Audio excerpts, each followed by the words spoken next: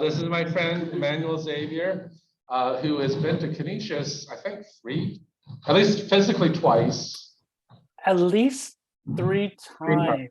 I think. Yeah. At And least. has also come and visited classes. He did one in Mexico, and he's doing one for you all here in Poland. So thank you, Manny, for doing this. I really appreciate it. And I believe he's going to read a few poems and then have some Q&A and then read some more. Yes. Okay, so here's Manny Xavier for you. Well, thanks so much for reading my work and for taking the time to listen to some of my poems. I'm going to kick it off with a poem about the neighborhood where I grew up in, which is in the Bushwick area of Brooklyn. And this poem was written long before the neighborhood became gentrified. And I'm sure, if not, Richard maybe mentioned that a lot of my work is written in Spanglish, which is English, but with some Spanish words in it. So bear with me. Bushwick, Bohemia. Para mi gente, chequealo. Bushwick on my mind. Quinceañeras at the bodega with their pretty pink dresses, luscious dark eyes, longing to cut the Valencia cakes while Mr. Softly lingers over coco helados y piragüeros, fighting for the last dollar. Across the street, santeros dressed in white with their collares buying chickens at the poultry shop for their next tambor to be held this Sunday in someone else's crowded basement. Maggie cruising back and forth, keeping the dealers in check as the sounds of beepers, Rottweiler fights, freestyle, and chanting from the Pentecostal church fill the air with the smells of pernil, alcapurrias, y empanadas from La Claribel, the best cuchifrito in town. Up on the roof, Miguelito giving blowjobs to gray-haired old men so that he can get a fade at Paul's boutique or buy mommy that fake painting she wanted for $5.99 down Knickerbocker Avenue. Melissa walking by pregnant with her second baby, only 18 and already night manager at McDonald's. She wasn't going to end up consumed in the empty little crack bags she counted every morning on her way to Grover Cleveland High School. Hector, her boyfriend, home from playing handball all day, lying shirtless on the couch, blunted out of his mind, staring at the roach on the ceiling. One single roach in a vast desert. Or maybe an alien exploring a new world, the ceiling fan, his spaceship. Doña Carmen sneezing so loud, the wall so thin, Hector says salud, and she hears him from the second floor of a Huerta Mercado on Canal 41, turning off the kitchen lights so that the roaches can scurry into the darkness, their freedom, like the children playing out all night. Waiting for the L train, Mira Georgie, give me a quarter. Fine, but you better pay me back tomorrow. Life in Bushwick, ain't it a trip? One day we'll all be buried beneath the ground we spit on. How did that sound? Could you? Yes. It was good? Okay. With instant In the Heights vibe. What? In the Heights, the musical. Oh, Yeah. It sounds like In the Heights, the musical. Thank you. That's a good compliment. It sounds like Right. Something from the musical. True. So this next poem is a poem that I wrote to hopefully inspire like LGBTQ youth. I don't know if you know my background history, but I was kicked out when I was 16 and I was out on the streets. I survived. I have a great relationship with my mom now. But, unfortunately, what's going on in the United States is, especially in Florida, they're not allowing for the word gay to even be mentioned. So this poem is for those kids. It's called Runaway. There is a world out there where I belong, loved by a mother and father who understand my dreams, who listen to my fears of my older cousin, his touch, or how boys make fun of me in school. There is a world out there where I can grow up to love myself and others like me, where soft-spoken boys can speak boldly. I will call it poetry. Each memory and inspiration, all this pain, these dismembered and abandoned cars, these empty lots left behind, where I know deep in my heart that there is innocence in playing with dolls, reaching for rainbows, books, even mommy's pretty dresses. I will not be alone in this world. I have somewhere to run. I do not know exactly where. I have no maps or stars to guide me through the night. If it turns out that this is my world, maybe I should simply learn to laugh and live and let the others catch up to me instead. And this next poem is one of my first poems that was featured on Def Poetry, which was a show on HBO that Russell Simmons, who's a rap mogul, put together. It's called Tradiciones.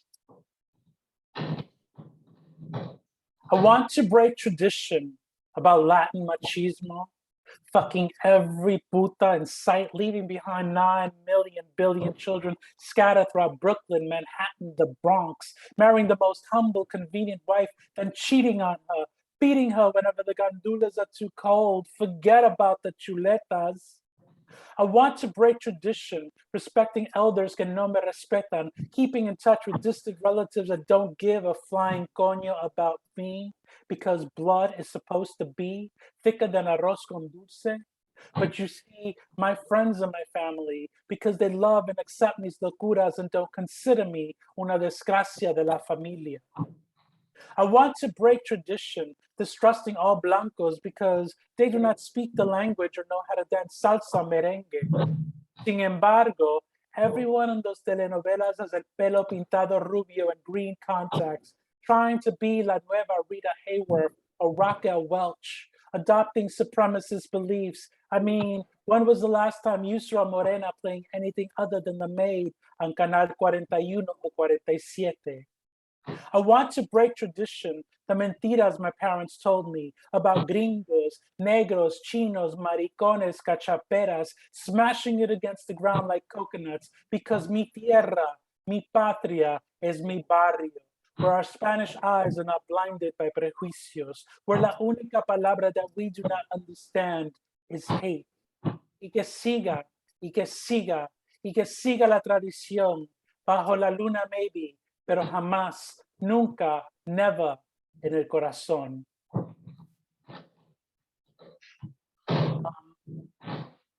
This next poem is one of the poems that I overheard you wanted me to share. So this one's for whoever requested it. Madre America.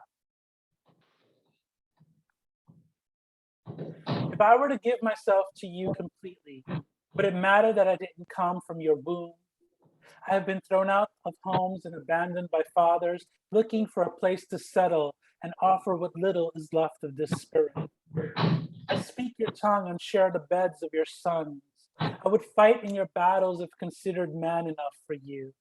The dead eyes of innocent faces will not haunt this empty soul. Would you be my motherland? Would I be allowed to bathe in your oceans without drowning in your oil spills? Would you hold me when I die and grant me a final resting place? Madre, put down that newspaper and look at me closely. I much resemble your first kin before you were raped. I have tasted your tears and washed myself in your sorrow. Madre, would you grant me sanctuary for my sin of living, of loving?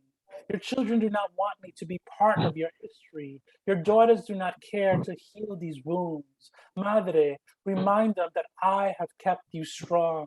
I have cleansed you, fed you, and kept you warm. You made me who I am today, but still unworthy of their affection. You were always full of love for all of us. You raised us the same, even when we took your splendor for granted. We may not have the same blood, but we are all connected. I don't want to lose this family. This heart belongs to you. America, you have been my mother and my father. The autumn leaves are falling and it is only summer. Do not let them keep me from coming into your arms. Do not let them imprison me with lies. Do not let them kill me for wanting to share in your devotion. Remind them that our differences is what makes this home more beautiful than any other. I am nourished and wise because of you. I look out the window and I'm not afraid of the wilderness outside. I only fear not finding my way back.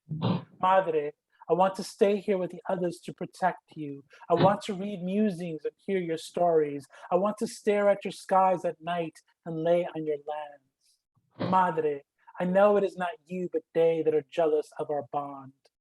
Madre, educate us all to understand more than one language. I want to write poetry to someday teach in your schools. Peace belongs to all of us because you, Madre America, I will always be your child. I'm just going to read a couple more poems and then I'm going to open it up to Q&A. Can everybody hear me okay? Yeah. Okay.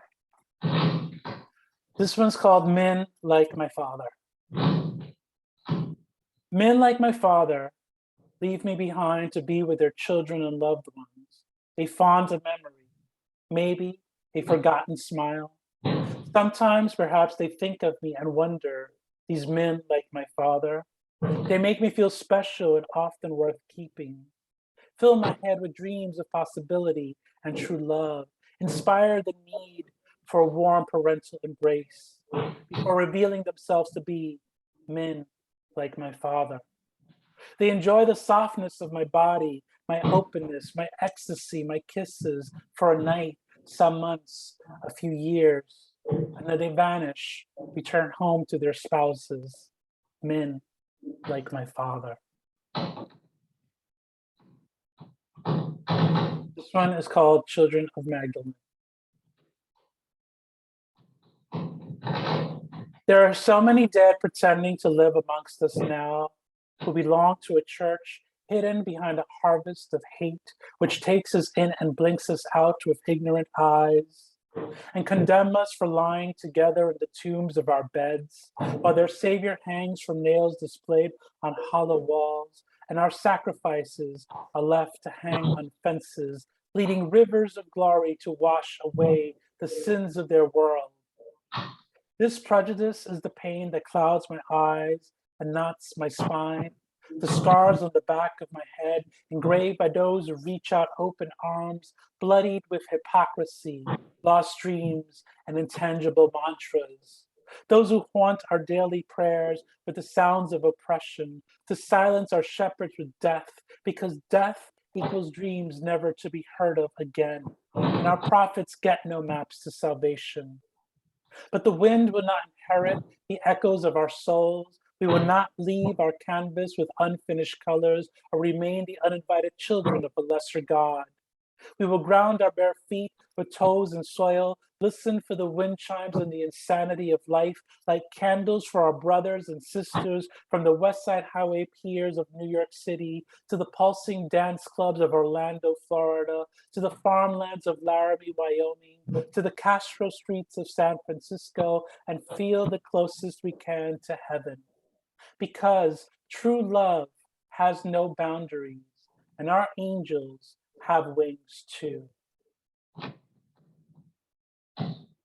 I'm just going to share one or two more, and then I'm going to let you ask me questions. If Jesus were gay,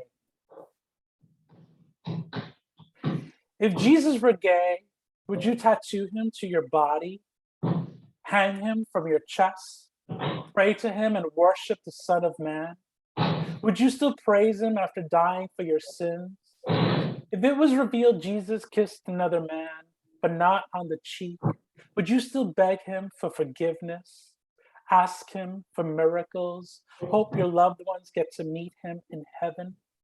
If Jesus were gay and still loved by God and Mary because he was their child after all, hailed by all angels and feared by demons, would you still long to be healed by him? Take him into your home and comfort him. Heal his wounds and break bread with him. Would wars be waged over religion? Would world leaders invoke his name for votes? Would churches everywhere rejoice and celebrate his life? Would rappers still thank him in their acceptance speeches?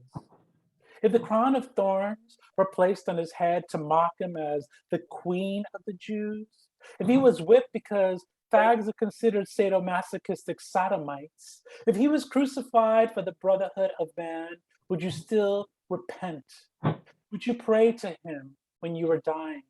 If he didn't ask for you to be just like him, if he only wanted you to love yourself, if he asked that you not judge others, would you still wait for him to come back and save your soul? Would you deny him? Would you believe in peace? Would there still be hate? Would there still be hell? Would there be laws based on the meaning of true love? What would Jesus do? What would you do? And now I have to find this poem because it was a special request, and then I'll let you ask me questions. This is The Thing About My Pussy. My pussy has lots of dreams for us. There is no room for anyone else in our universe. We are atheists, but believe there will be an afterlife for us to continue this wondrous journey. My pussy is very political. When the time comes, my pussy has requested to be cremated, as the thought of long, slimy worms crawling inside sounds gross. My pussy chews on my pens as I try to write. My pussy does not realize he is acting in a way inappropriate to his age. My pussy refuses to grow up. Perhaps my pussy thinks it is Halloween, but then he is Black and every day is a satanic holiday to him. My pussy has money stored away somewhere in this apartment and a collection of thongs he wears in the summer when I am not home. I don't know where that rumor about pussies stealing your breath at night came from. My pussy's only goal is to get me to fall asleep so that we could cuddle. I have yet to find that hidden camera I know my pussy had installed to film me while having sex with men. One day my pussy will blackmail me for some expensive Japanese dinner, or these will be up on the internet. My pussy is not satisfied that I gave him a drag queen name and had his balls removed at an early age so that he wouldn't have to tuck. My pussy has saved me on numerous occasions from villains that have broken into our home and attempted to murder me. He does not care that New York is not a stand your ground state. My pussy maintains his glorious physique by purposely swallowing his own hair and does not understand his warped influence on young, impressionable girls insecure about their weight. My pussy is a great host and welcomes all of our guests with such flair. He loves corduroy and contemporary pop music. My pussy is a huge fan of graffiti art and period piece movies. My pussy likes poetry and humorous short story collections. That has been known to read chick lit during the summer season. I would not put it past him to tag the neighborhood walls dressed as a character from a Jane Austen novel. My pussy is rather superstitious and hates the Pope, Republicans, onions, Jehovah's Witnesses, Chris Brown, and anyone allergic to pussy. And now I'll open it up to some Q&A before I go on. So, Do you have any balls questions? in your court. I have a question, but I don't want to be the one who always just, takes the floor. I'll have a question after you. So maybe you go first. You go first. So I hope it's not too personal, but I've noticed that your poems are really like bold and like courageous, and I have a question if like personally you were like shy, and then after like revealing these poems, people from your like community would be like shocked that you like hidden some of this inside and then like wrote all of it. So what was their reaction? I think when I first stepped on the stage and shared my poetry, for me it was a very healing act because I needed to express myself creatively in some way. And when I first started, slam poetry and spoken word poetry was mostly derived from the hip hop community. So there was a lot of homophobia. And I think there was a lot of resistance toward me sharing my truths. But because it's poetry and because it's spoken word poetry, and anybody who appreciates the arts usually has an open mind, people came around and really embraced what I had to share, because at the end of the day, even though like we're different because I'm Latino and I'm gay, but you might hear certain things in my poetry that somehow relate to your life, to your truth. And that's what poetry is to me. It's about sharing a universal message. And the more we share our stories, the more we get to know one another and we learn from one another. Okay, thank you very much. Okay, so my question was, why poetry? Because of course those poems, I really like them personally. They sound to me kind of like they belong in a musical or something, but they are also very bold and controversial, something that I feel we need right now to hear. But I was wondering, why poems? Why not something else, like kind of art? I think because that's what I felt most comfortable with. I explored music. I explored visual art. I actually had a dance troupe do choreography and present some of my poetry. But I think for me, I always felt most comfortable in expressing myself through poetry. And it's a foundation. Like there have been people who have approached me about doing music to some of my poems. And like I said, I had like a dance troupe do choreography to my poetry. So I think art interrelates, and there's opportunity for it to go beyond your initial art form. Okay, because also poems are, I think, underrated, and should be. But I think that objectively, they are not the most popular kind of art. Yeah, no, I agree with you. I mean, I did not go into this because I wanted to make money or become famous.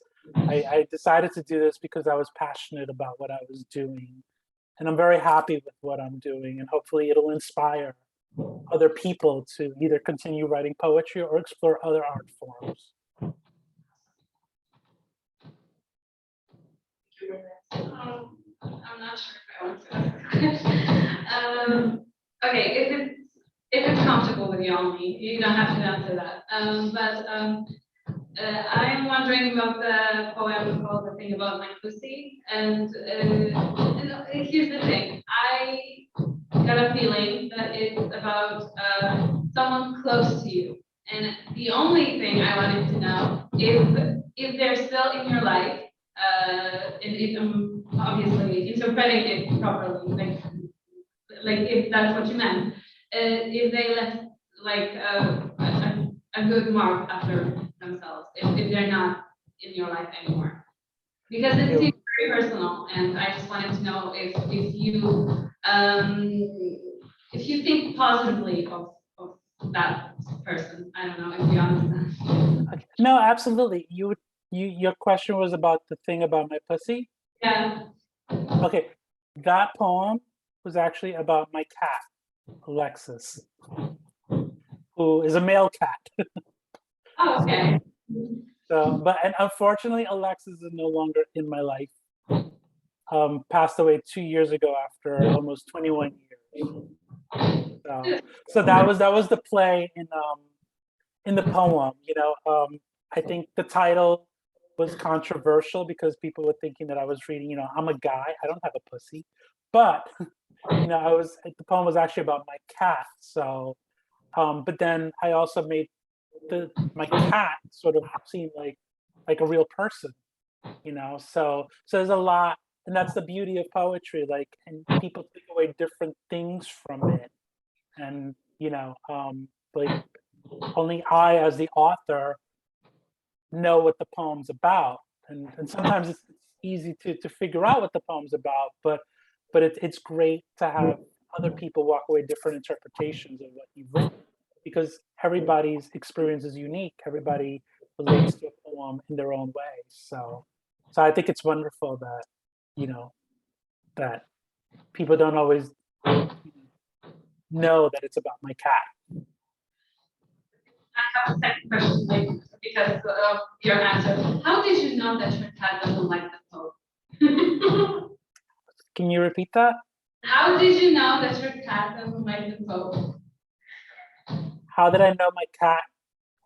Doesn't like the Pope. The Pope, the one that has stones in their drawer, or Republicans. How did he know?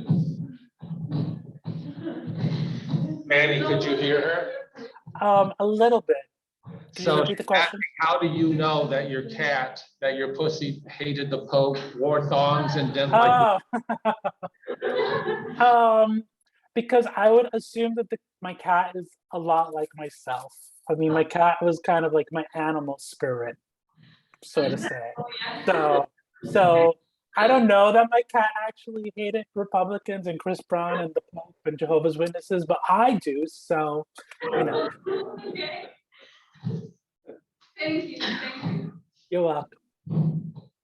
Any other questions for Manny? I have a suggestion. Would you be willing to like do a collaboration with Lin-Manuel Miranda? Would you like do a musical together? This would be awesome. Oh, yeah. I had that opportunity several years ago when we did something at El Museo del Barrio, but he was just starting out and we didn't actually get the chance to meet, but we were there at the same time working on different events, and his career just blew up. He's amazing. He's incredible. Yes, I mean, if I had the opportunity, I would love to, but I don't think I'm anywhere near his radar. I mean, this collab would be amazing, so you know. Thank you. Manny, you mentioned, I think it was the last poem about scars on the back of your head. Do you want to talk about that at all? Yeah, actually, when I first wrote the poem, it was just, you know, me, that line specifically was about the violence that sometimes we experience as queer people of color. But then several years ago, back when it was like 2005 or 2006, I myself was a victim of a hate crime. And I actually do have a scar on the back of my head, and I'm actually deaf in one ear because of it. So, you know, even after becoming a successful writer, I still experience, you know, a hate crime myself. It's unfortunate, but I think that affected me in a lot of ways because I sort of took a step back from my work and was not as, you know, I didn't pursue it as much. But then when I came back to it, I think it meant a lot more to me because, like I said, people need to hear our stories. They need to hear our truths, and you know, it's just a reality. I mean, that was a long time ago. We've come a very long way, but these things still happen. I mean, everywhere, and even in the United States, where you know we're supposed to be open-minded. That's more in theory than in practice. Yes. Any other questions for Manny for the moment? Because I looked up your wiki page, and it says that you were born in 1970, and that you have 50, that you are 52 years old, and you look like 30. That's awesome. Thank you. Thank you. Yes, I have that J-Lo thing going on. You know, it's like, you know, they say black don't frown, but brown don't frown. I don't know. Yeah, and I mean, you know, I'm gonna ask if that's really real. That's true. They don't believe you and they want to know your secret. Oil of Olay every day. Just moisturize. Keep yourself moist. Okay, done with it. Not clean living. That doesn't have anything. I'd be lying if I said I ate anything properly. I mean, but But yeah, no, thank you. I kind of always had that problem. No, it wasn't a problem. I'm not saying that. But when I was young, I looked a lot younger. So I always look young for my age. But thank you. I appreciate that.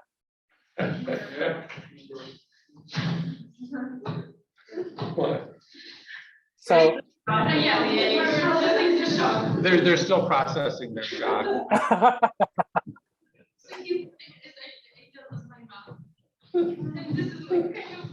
Okay, but now here's the question.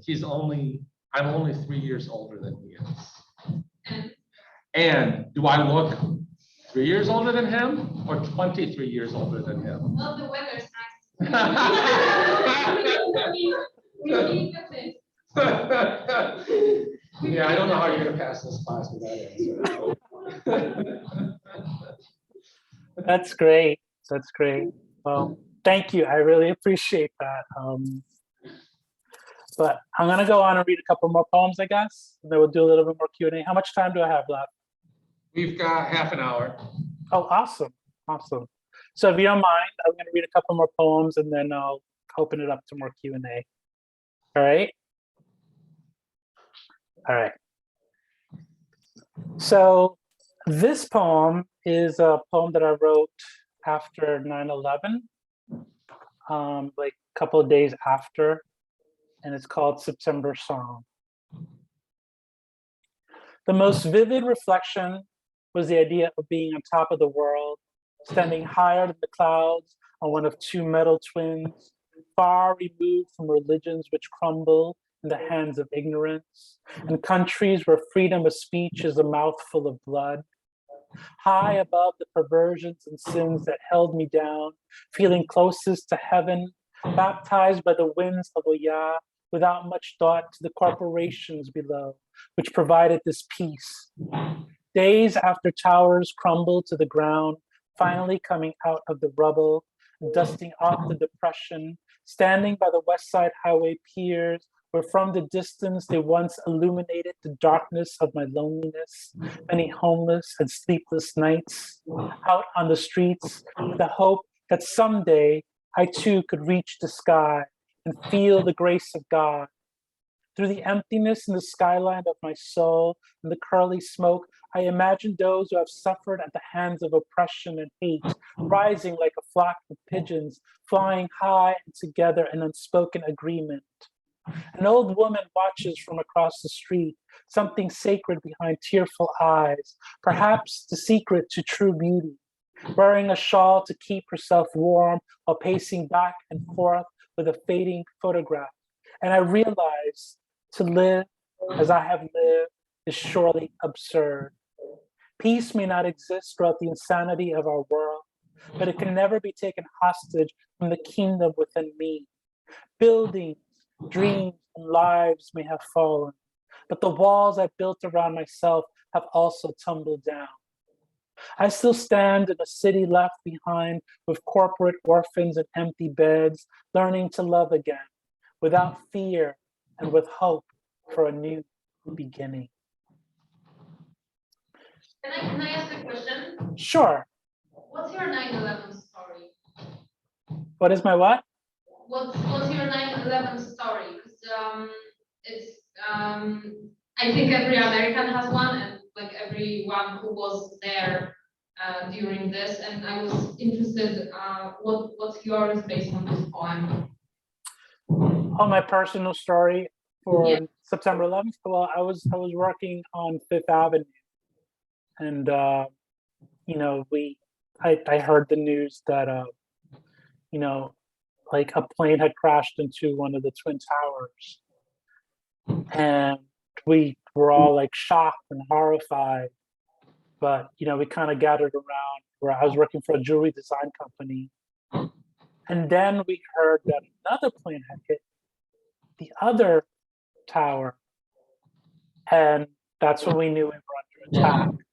And you know, we had to leave, and I couldn't get back home because at the time I was living, I believe, in Jersey City with my cousin, and there were no trains leaving the city, so I walked all the way from where I was on 57th to like the Times Square area to be with my friend Stephanie, who did live in the city. And she was at the time taking care of my 2 cats because I was in transition of a place to live. So I kind of stayed with her, and the whole time we were scared because we lived near Times Square. So it was assumed that, you know, there might be other bombings or other attacks because we didn't know what was going on. But that's my personal story. That's where I was.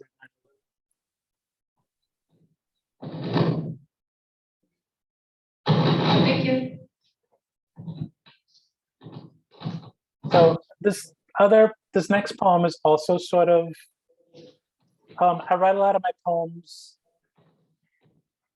A lot of my poems are personal, but then a lot of them are reactive to something that happened, you know, either in the world or in my community. And this poem is about that. It's called Pulse, and it's about the Pulse massacre that happened at a gay nightclub in Orlando, Florida. I'm just gonna share the poem. And I actually, interestingly enough, wrote it for Omar Mateen, who was the person responsible for this. So here it goes. We will keep on smiling from the dance floor, and we will keep on smiling from the bar, and we will keep on loving without limits.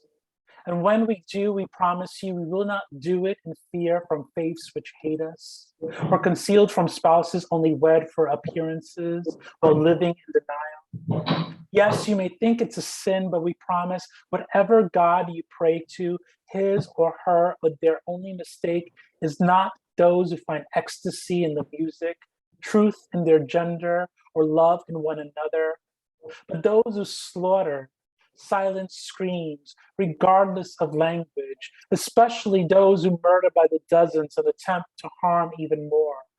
You claimed not to have a problem with Black people, yet you left us all brown like you, strange fruit scattered on the dance floor.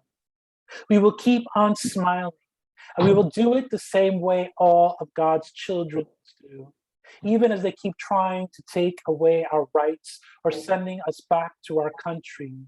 This is our America too. We promise we know hatred, white supremacy, and bombings too. Yet we will never forget love is love is love. A family can come together to heal. A beautiful smile can emerge from a photograph for years to come. Your bullets will never erase our memories. We will keep on smiling. We will keep on loving in spite of you. This next poem is a very personal poem, and it was written for my stepfather. He forgets that he used to call me mariconcito, that I harbored years of hatred toward him while hoping to find my real father.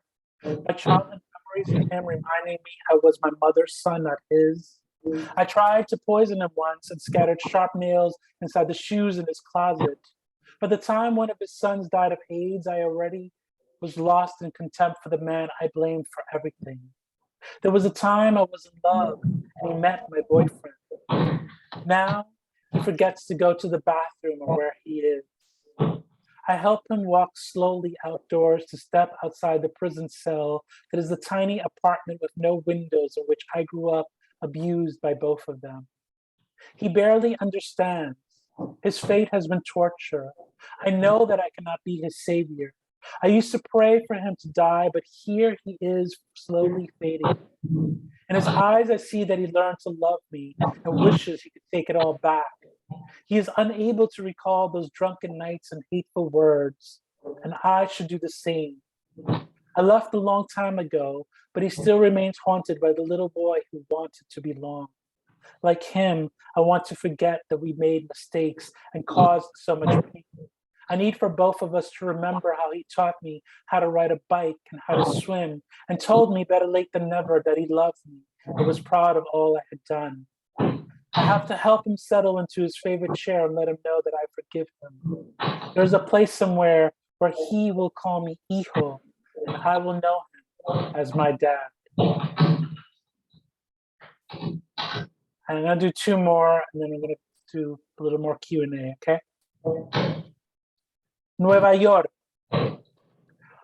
While Mexicans shine the sole of the white man's shoes, Ricans and Dominicans drive around with black-faced virgins and saints on their dashboards, blasting rap and freestyle down the streets, where mountain campesinos fall in love with South American cholas, getting cruised by the homeless men, loose change jingling in their pockets, and all the Latinos freezing their nalgas off, screaming, "Me cago en Dios," or reminiscing about homelands where tropical trees and twilights warm their souls, and the sun brings out natural skin tones. Papito vendiendo coquitos mientras brown-skinned project mothers cross themselves every morning before heading off to the factories or going out to do the compras so that the children won't have to eat pan con welfare cheese again. 16-year-old Angie popping her gum, hands at her cintura, screaming, "Yo, Miriam, throw down the baby. But I don't want to go up the stairs. I'm too tired. Just throw the baby out the window. I'll catch him. I swear." The gringos watching curiously, lost in the translation, unable to understand the slang bodega terms, the New Yorican words that give the spice of life, el ritmo y el sabor to la isla del encanto, la isla de Nueva York. One more. Nothing like pussy equals cat. This is Americano. I look at myself in the mirror, trying to figure out what makes me an American. And I see Ecuador and Puerto Rico. I see bruja spirits moving across the backs of santeros, splattered with the red blood of sacrificed chickens on their virgin white clothes, and blue beads for Yemaya, practicing religions without a roof.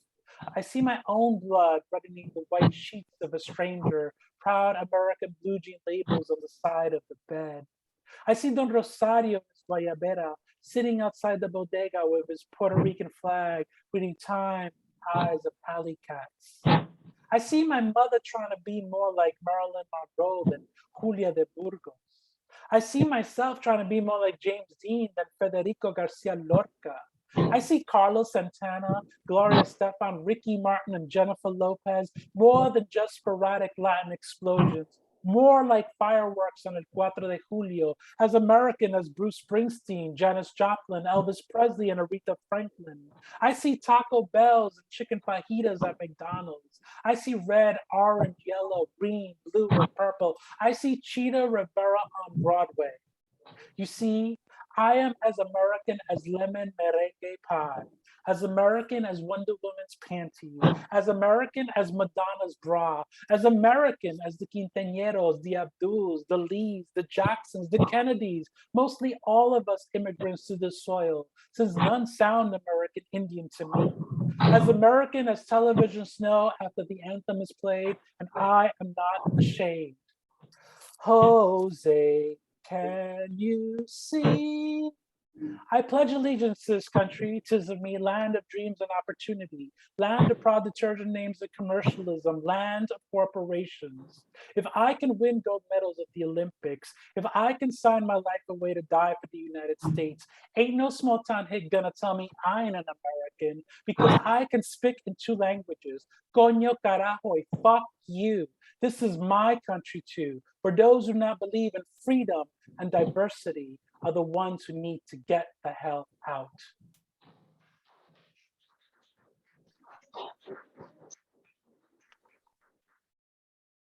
Thank you. Right. Questions?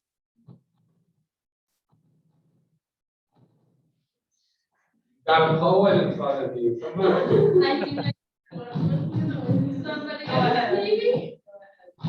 Okay, so I actually have 2.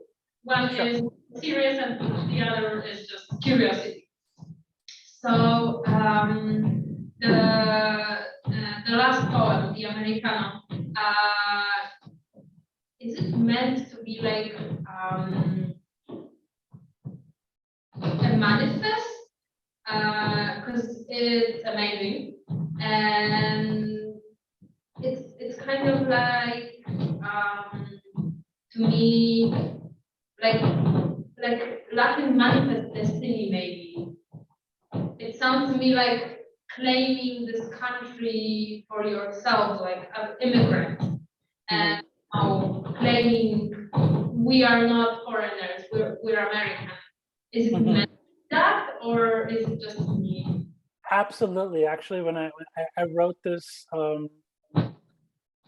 long time ago, and it's still relevant today, unfortunately, because a lot of us sometimes feel like outsiders, even though like I was born and raised in New York, in the United States. And, I grew up watching American television, and I went to school, where I learned English, and like all my people often ask me like, when you dream, how do you dream? What language do you dream in? I dream in English. Like when I speak Spanish, I actually have to think in my head and translate what I'm about to say when I say it, because I just English is my first language, but a lot of times I have experienced racism and prejudice because of the color of my skin, because I am Latino and I look very Latino,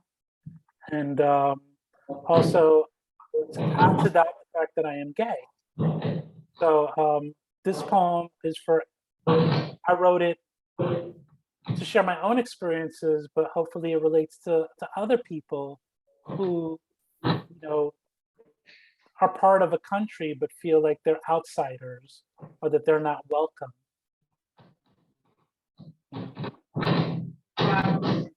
So the other question is,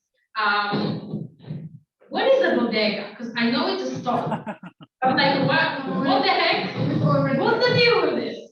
A bodega is a great, it is like a small mini supermarket where they have like everything from cans of beans to soda. It's not an actual supermarket, but they have, they sell lotto tickets, they sell like Pampers, they sell cigarettes, they sell,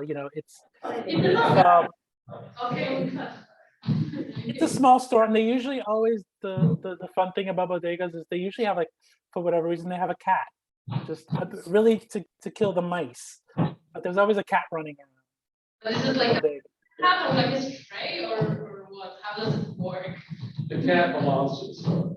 Yeah. But like, if you haven't seen the movies, like there's only one. What the hell? Okay, thank you. Think of a Zapka, and the owner has a cat. He belongs to the who? Okay, this is abstract. Other questions for Manny? I know the board. Whatever. I'll share a couple more poems, and then maybe that'll open it up to some Q&A. So there were a couple requests that I have to find. There was The Death of Art, which I'm going to share. And then I think I'll close it out with a simple poem. So, as per your requests, The Death of Art. I am not a poet. I want to be rich and buy things for my family. Besides, I am sort of popular and can honestly say I've had a great sex life. I am not a poet. Georgia O'Keeffe paintings do absolutely nothing for me. I do not feel oppressed or depressed, and no longer have anything to say about the president. I am not a poet. I do not like being called an activist because it takes away from those that are out on the streets protesting and fighting for our rights. I am not a poet. I eat poultry and fish and suck way too much dick to be considered a vegetarian. I am not a poet. I would most likely give my ass up in prison before trying to save it with poetry. And I'd like it. Heck, I'd probably be inspired. I am not a poet. I may value peace, but I will not simply use a pen to unleash my anger. I would fuck somebody up if I had to. I am not a poet. I may have been abused and had a difficult life, but I don't want pity. I believe laughter and love heals. I am not a poet. I am not dying. I write a lot about AIDS and how it has affected my life, but despite the rumors, I am not positive. believe it or not, weight loss among sexually active gay men could still be a choice. I am not a poet. I do not get Kerouac or honestly care much for Bukowski. I am not a poet. I don't spend my weekends reading and writing. I like to go out and party. I like to have a few cocktails, but I do not have a drinking problem. Regardless of a borough, city, or state, I may wake up. I am not a poet. I don't need drugs to open up my imagination. I've been a dealer and had a bad habit, but that was a long time before I started writing. I am not a poet. I can seriously only tolerate about half an hour of spoken word before I start tuning out and thinking about my grocery list or what my cats might be up to. I am not a poet, according to the scholars and academics and Harold Bloom. I only write to masturbate my mind. After all, fucking yourself is also one of the great pleasures that solitude can afford you. I am not a poet. I am only trying to get attention and convince myself that poetry can save lives when my words simply and proudly contribute to the death of art.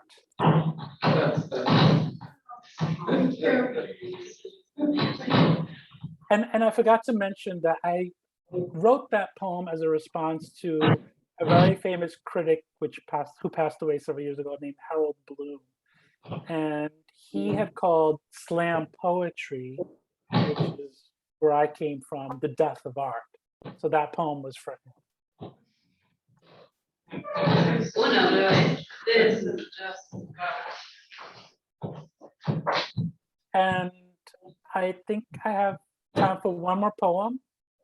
I'm going to close it out with this other poem, and I'm going to leave this with all of you, because I don't know who amongst you is a writer or an aspiring writer. And even if you're not, I encourage you all to pursue, some form of creative expression through art, whether it's dance or music or literature or anything. This is called A Simple Poem. Do you want to say something, Richard? No, sorry, I had to let someone in the room, sorry. Oh.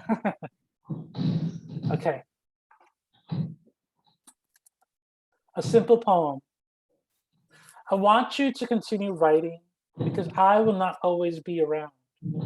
With lips that will never touch mine, read your poems out loud so that the words are left engraved on the wall. Make me feel your voice, rush through me like a breeze from Oya. I want to hear about Puerto Rico, about sisters with names like La Bruja, about educating youth about AIDS. I want to hear about life in the boogie down Bronx, surviving on the down low. Don't leave out stories about men and women you have loved and still love. I want you to write your poems. I want you to write poems that you will never read. Press hard on the paper so that the ink runs deep. Hold the pen tight so that you control the details. Prove to me that I inspire you. Reveal yourself between the lines. Hear my praise with each flicker of the candle. Write a poem for me. Do not choose a fresh page from a brand new journal. Use paper that has been crumbled and tossed, thrown out by a spineless father, only to be recycled. Save a tree for future poets to write under. Rewrite me into someone more attractive, stronger than life has made me. Make me tough and sexy, aggressive like a tiger. Stain the pages with cum, lube, the arousal you find at the sight of naked boys. Draw me sketches, bring the words to life with images. Make me a man with this poem. Read it in front of the audience with hidden messages, just for me. Be real and tell me why I am only worth a haiku. Your epics are meant for others, I already know. Use red ink to match the blood from these wounds. With brutal honesty, let me die with your last sentence. Then resurrect me with rhyme. Read from your gut. Let me hear the wisdom of mi abuelo in your voice. Let me find my father in you. Remind me of all the men that left me broken promises. In your eyes, I want to see a poem when you bring me to tears with painful memories buried beneath your thick skin. Between teeth gapped like divas, I want to hear quotes from books I never read. Make me believe you want to be a poet. Make my heart break. Tell me why you could never love me. With just a few words, leave me lost and insecure. Feel the admiration of others, bask in their desire, forget that I am there. Pound your fists in the air with passion, go off about politics, poverty, machismo, and hate. Scream poems that don't give a fuck about traditions, slamming for scores. Save your whispers for those who make love to you. Write a poem for me that makes me want to puff a joint, a poem that loses control, unafraid to be vulnerable. For once, just make me believe it is all worth letting go. And when the smoke clears, I will understand the reason I am just another face in the crowd. I want you to continue writing because I will not always be around.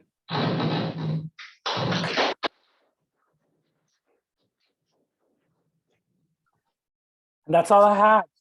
Just kidding. Thank you, Manny. We've got time for one or two questions. Be brave. I do have one question. Do you have any apprentices, maybe, like students? Do I have any what? Do you have Apprentices. apprentices? Do you have apprentices? No, but I think I've inspired. There are a few younger gay Latino poets that I've worked with that I think I've inspired, like Roberto F. Santiago. So I'd like to think that people are continuing this tradition of poetry. I actually never taught. I've worked with high school students. I've worked with at-risk LGBTQ youth, and I've obviously done a lot of college and university performances, but I've never felt comfortable in being a teacher. I work in publishing, and I'm very happy to be working in publishing because we publish great books on Penguin Random House. But I enjoy the occasional workshop or doing presentations, but I don't feel comfortable being a teacher. Okay, that's cool. I leave that for the experts like Richard.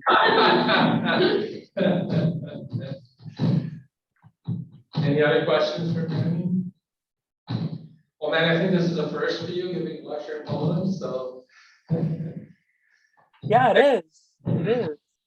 Thank you so much for listening to me and giving me your time and reading my poetry. And I really hope that, all of you, are inspired to express yourselves, to share your stories.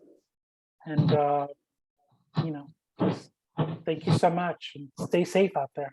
Thank you, Manny. Thank you. Have a nice one. Thank you.